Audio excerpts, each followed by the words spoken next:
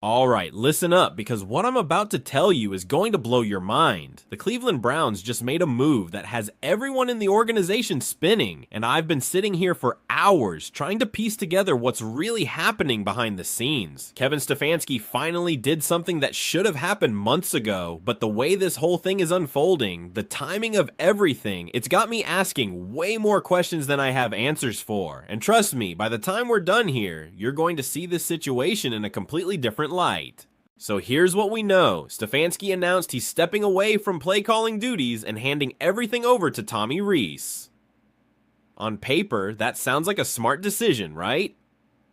The offense has been absolutely terrible. They're ranked 31st in the league. 31st. Let that sink in. You've got all this talent on the roster. You've got weapons. You've got a defense that's keeping you in games. And your offense is ranked 31st. That's not just underperforming. That's complete organizational failure at the highest level. Something had to change, and giving up play calling was really the only option Stefanski had left short of being fired. But here's where things get really interesting, and this is what nobody's talking about. The exact same day Stefanski makes this announcement, we get word that Shedeur Sanders didn't show up to practice. Now, Mary Kay Cabot reports that Sanders is dealing with a back spasm, and she's quick to tell everyone not to panic because there's plenty of time before the Jets game. Back spasms are real injuries. I'm not disputing that. Athletes deal with them all the time. They're painful, they can limit your mobility, and you definitely don't want to push through one and risk making it worse. But come on, the timing of this is just too perfect to be random chance. Think about what's actually been happening with Sanders all season long. He's been practicing on his own. He's been throwing routes with receivers after practice. He's been working out individually, staying sharp, keeping himself ready for whenever his opportunity might come. And during all of that independent work, during all those weeks of preparation, there were no injury issues, nothing. He was healthy, he was active, he was doing everything he could to stay prepared. Then suddenly, right when the offense is about to undergo a massive philosophical change with a new play call, right when Tommy Rees is taking over and potentially installing a system that could favor Sanders' skill set, boom, back spasm. He can't practice. He's sidelined. He's not getting reps with the new offense. Does that not seem convenient to anyone else? I'm not saying Sanders is faking an injury. I'm not saying the back spasm isn't real. What I'm saying is that in the NFL, timing matters. Politics matter. Perception matters. And when you've got a situation this delicate where there's clearly been tension about the quarterback position all season, where the organization has publicly committed to Dillon Gabriel despite mounting evidence that he's not the answer, you have to wonder if a minor injury is being handled in a way that serves organizational interests rather than just being about player health.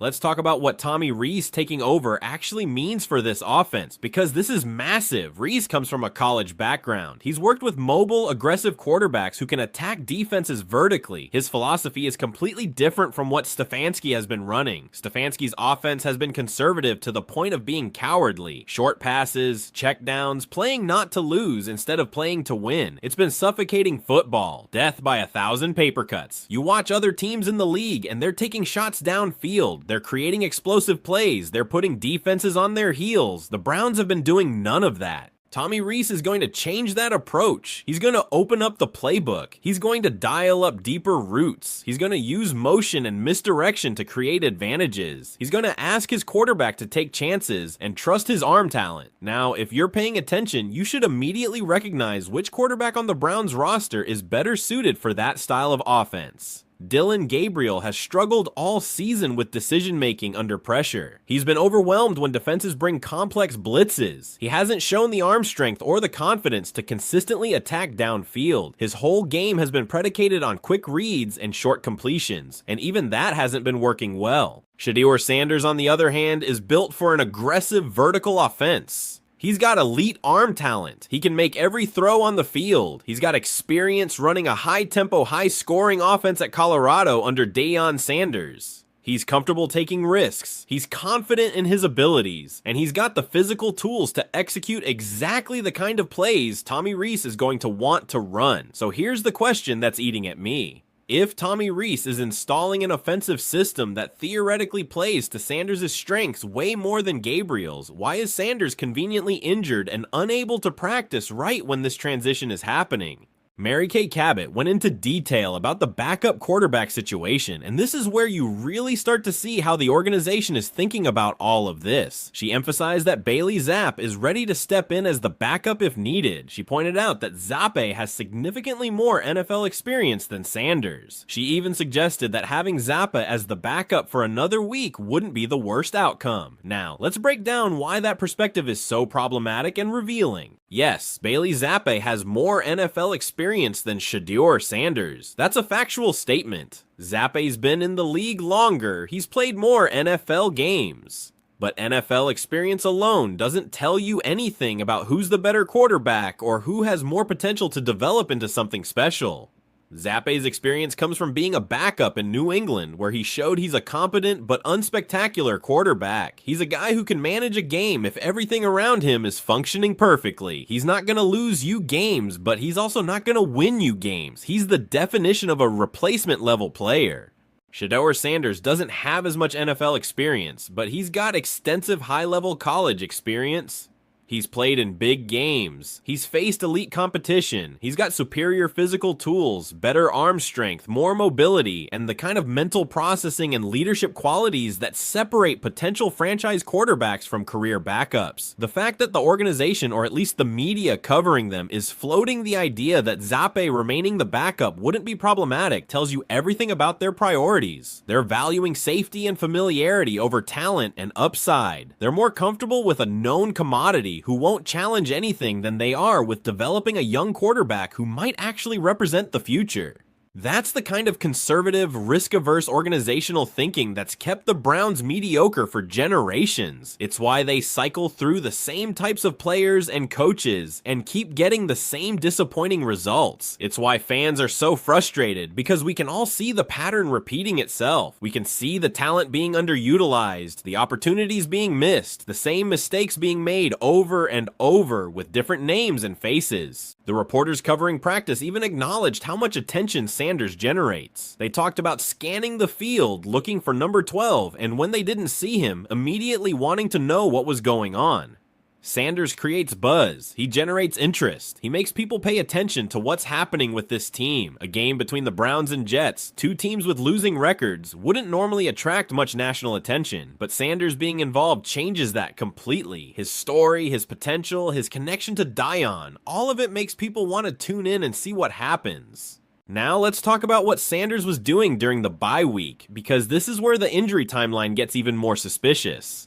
Sanders was streaming on Twitch during the break. He was interacting with fans, talking about his preparation, discussing how he's staying ready. He looked healthy, he looked energetic, he looked like a guy who was training hard and waiting for his opportunity. There was no indication of any physical issues. Then we heard he was meeting with Dillon Sanders in Colorado. Coach Prime mentioned in an interview that Shedeur was receiving some kind of treatment, which confirmed there was something physical going on. But here's what doesn't make sense to me. Sanders has been doing individual work all season without any problems. He's been throwing routes, working out, staying in shape, all without the benefit of first-team reps or meaningful contact in practice. He hasn't been getting hit by defenders. He hasn't been taking sacks in live drills. He's been doing controlled, relatively low-impact preparation work. So how does a back spasm suddenly materialize now? Did it happen during an individual workout? Was it from lifting weights? Did he sleep wrong? Is this something that's been bothering him for a while, but is only now being disclosed because it's a convenient explanation for why he's not participating in the installation of the new offense? I'm not a doctor, I can't diagnose what's happening with Sanders' back, but I've been around football long enough to know that timing matters, and when something happens at exactly the moment it's most convenient for certain people in the organization, you have to at least question whether there's more to the story. To be fair, Coach Prime did confirm Sanders was getting treatment, so there's clearly something legitimate happening. It might not be severe, it might be something Sanders could play through if absolutely necessary, but the smart move is probably to rest it, let it heal properly, and not risk aggravating it into something more serious.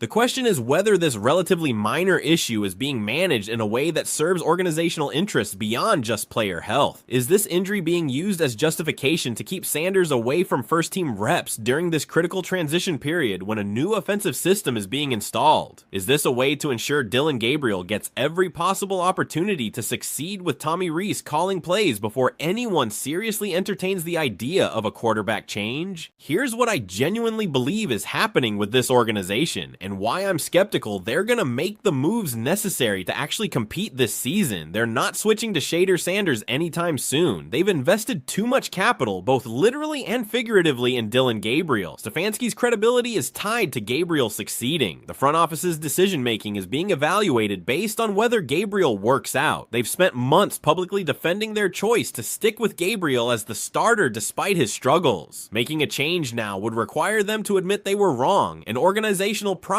won't allow that. So they're gonna ride with Gabriel. They're gonna hope that Tommy Rees's play calling provides enough improvement to make the offense functional. They're gonna give Gabriel every conceivable advantage and opportunity to prove he can be the guy. And if that means being overly cautious about a backup quarterback's minor injury to ensure the starter gets all the attention and resources, that's what they'll do. The problem with this approach is that it's almost certainly not going to work. Gabriel has had plenty of opportunities to show he's capable of running an NFL offense effectively, and he hasn't done it. Tommy Rees taking over play calling might help somewhat. Better play design, more aggressive concepts, smarter game planning could all make Gabriel's job easier. But at the end of the day, the quarterback still has to execute. He still has to make the throws. He still has to process information quickly, make good decisions under pressure, and deliver accurate passes to receivers. If Gabriel couldn't do those things with Stefanski calling plays, there's no guarantee he'll suddenly be able to do them with Rees calling plays. The offensive coordinator isn't the one throwing the football. Meanwhile, Shedeur Sanders has the talent and ability to potentially transform this offense. He can make all the throws, he can extend plays with his mobility, he can attack all levels of the field and keep defenses honest. He's got the confidence and the mental makeup to handle the pressure of being an NFL starting quarterback. An aggressive vertical offense under Tommy Rees would be perfect for Sanders' skill set, but instead of giving Sanders an opportunity to compete for the job, or at least get meaningful reps in the new system, he's dealing with a convenient injury that keeps him sidelined during this transition. Does that not strike anyone else as suspicious? The cynic in me can't help but wonder if this is all by design. If you're the Browns organization and you're committed to Dillon Gabriel, but you're worried about outside pressure to give Sanders a chance, what better way to handle that than to have Sanders dealing with an injury? It takes him out of the conversation temporarily. It gives Gabriel a clear runway to work with the new offense without any distractions or competition. It allows you to say you're being cautious with Sanders' health rather than admitting you're protecting your initial decision to go with Gabriel. I want to be clear that I'm not accusing anyone of lying about Sanders' injury or suggesting he's being forced to sit out when he's completely healthy. What I am saying is that injuries exist on a spectrum, and how organizations choose to manage them can be influenced by factors beyond just medical considerations. A minor back spasm that might not keep a starting quarterback out of practice could be treated more cautiously when it's a backup quarterback who the organization isn't ready to play yet anyway. Let's talk about what needs to happen for the Browns to actually have a chance at turning their season around. First, Tommy Rees needs to completely overhaul the offensive philosophy. No more conservative, play not to lose football. No more dinking and dunking for 3 yards and hoping something breaks. He needs to be aggressive. He needs to attack defenses vertically. He needs to create explosive plays that actually move the chains and put points on the board. The talent is there. The weapons are there. They just need a system that actually utilizes them properly. Second, Dillon Gabriel needs to step up and prove he can execute at a higher level. This is his moment. He's getting a new play caller who's going to give him better opportunities. He's got talented receivers. He's got a solid offensive line. The defense is keeping games close. Everything is being set up for him to succeed. If he can't do it now with all these advantages, then it's never going to happen. He needs to show he can make throws downfield. He needs to demonstrate better decision making under pressure. He needs to prove he's capable of being more than just a game manager. manager. Third, and this is the big one, the organization needs to be honest with itself about the quarterback position. If Gabriel continues to struggle, if the offense remains stagnant even with better play calling, they need to have the courage to make a change. Shedeur Sanders needs to be given a real opportunity to compete, not just token reps in garbage time or preseason. He needs meaningful practice time with the first team. He needs game reps where the outcome actually matters. The Browns need to evaluate what they have in Sanders instead of just assuming Gabriel is the answer, because they've already committed to him publicly. The frustrating thing is that making these changes would give the Browns a legitimate chance to be competitive. They've got one of the best defensive players in football in Myles Garrett. They've got talented skill position players. They've got pieces in place to actually win games. But they're being held back by conservative organizational thinking and an unwillingness to admit mistakes and make necessary changes. That's been the Browns' story for years, and it looks like it's going to be their story again this season. Mary Kay Cabot's reporting gives us insight into how the organization is approaching all of this. She's boots on the ground at practice every day. She's got sources within the building. She knows what's happening, even if she can't always report everything explicitly. When she emphasizes that Sanders has plenty of time to be ready for the Jets game, when she points out that Bailey Zapp is a viable backup option, when she downplays any sense of urgency about getting Sanders back on the field, that tells you how the organization is thinking. They're not in a rush. They're not panicking. They're managing this situation very deliberately. The Jets game is coming up, and both teams are struggling. Both have disappointing records. Both are dealing with offensive issues. Under normal circumstances, this would be a forgettable game that most of the country ignores. But there's intrigue now because of Shedeur Sanders. People want to know if he'll play. They want to see what he can do. They want to find out if he's the answer to Cleveland's problems. The national media will be watching. Fans will be paying close attention. And how the Browns handle this situation will tell us a lot about what kind of organization they really are. Here's my prediction, and I hope I'm wrong about this. Shedeur Sanders will be healthy enough to be active against the Jets. The back spasm will miraculously resolve itself just in time for him to dress as the backup quarterback. But he's not going to actually see the field unless something catastrophic happens. Dillon Gabriel will start. He'll get the full game to show what he can do with Tommy Rees calling plays. And one of two things will happen. Either the new play calling will provide enough improvement that Gabriel looks competent and the offense functions at an acceptable level, which will give the Browns justification to stick with him for the foreseeable future. Or Gabriel will continue to struggle, the offense will remain ineffective, and the pressure to make a change will become overwhelming. If it's the second scenario, we might see Sanders get his opportunity in the coming weeks. But I don't think it's happening against the Jets unless the situation becomes completely untenable during the game itself. The bottom line is this: Shedeur Sanders has a conveniently timed injury that's keeping him out of practice during a critical transition period. The Browns are being extremely calculated about how they're managing the quarterback situation. Dillon Gabriel is getting every possible advantage and opportunity to succeed, and the organization's conservative, risk-averse approach is probably going to prevent them from making the bold moves necessary to actually turn their season around. Tommy Rees taking over play calling is significant and could help improve the offense, but it's not a magic solution. The quarterback still has to execute. The players still have to make plays. And if Dillon Gabriel isn't capable of doing that, no amount of creative play calling is going to fix the fundamental problems. Meanwhile, Shedeur Sanders sits on the sideline with a mysterious back injury, waiting for an opportunity that might never come because the organization is too proud to admit they made a mistake. That's where we are right now with the Cleveland Browns. They're at a crossroads. They can continue down the path they're on, stubbornly sticking with their initial decisions even as evidence mounts that changes are needed. Or they can show some courage, admit their mistakes, and make the moves necessary to actually compete. Based on everything I've seen from this organization over the years, I'm not optimistic about which path they'll choose. But I'll keep watching, keep analyzing, and keep hoping they prove me wrong, because this team has too much talent and too much potential to waste another season on organizational pride and conservative decision making. The question is whether they'll realize that before it's too late.